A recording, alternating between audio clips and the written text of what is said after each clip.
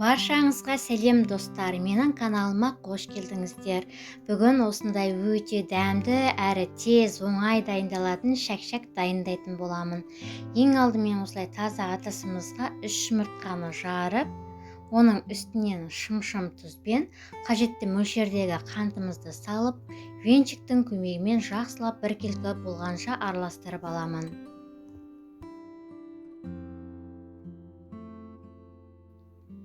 Одан кейін дайын тұрған електен өткізілген ұнымыздың осылай жартысын қосып, жарты шай қасықпен қопсытқышымызды салып, жақсылап, яғни араластырып аламыз. Және де қалған ұнымызды аз-аздан қоса отырып, жұмсақ қамырлеп аламыз. Қажетті заттардың мөлшерін төмендегі описание бөліміне қалдырып кететін боламын. Сол жерден қарасаңыздар болады.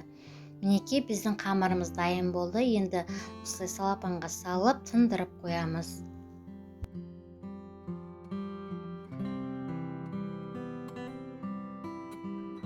Тұнған қамырды бір қайтары иелеп алып, оны екіге бөліп, бір бөлігін алып қоя тұрамда, екінші бөлігін бешбармақтың қамырындай жұқа етіп жайып аламын.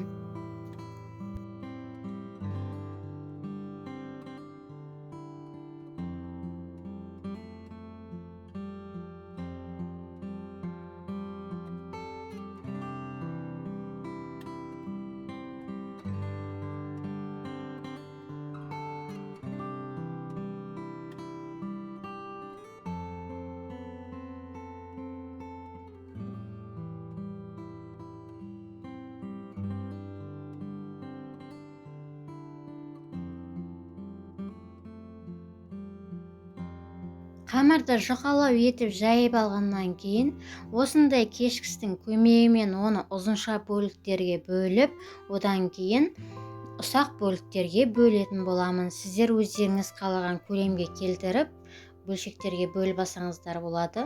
Бұндай кескіш болмаса, пышақтың көмегімен ұсақ бөліктерге бөліп алсаңыздар болады.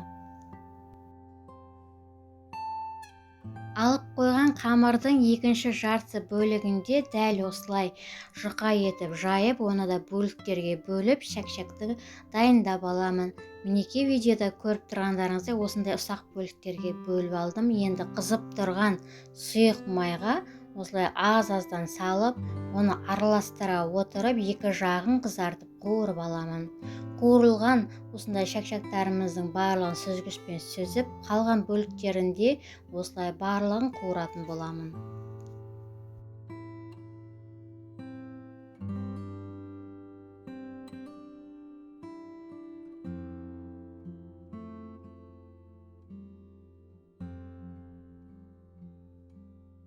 Мінекей шәк-шәгіміз дайын. Енді оның үстіне сгущенка құйып, жақсылап біркелкі болғанша араластырып аламын. Араластырып болғаннан кейін өзіңіздің қалауыңызбен бетін сәндеп дастарханға ұсынсаңыз болады.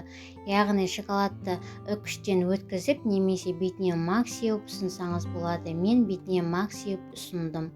Сіздер де осы рецептпен жасап көріңіздер, өте сәтті шығатын рецепт.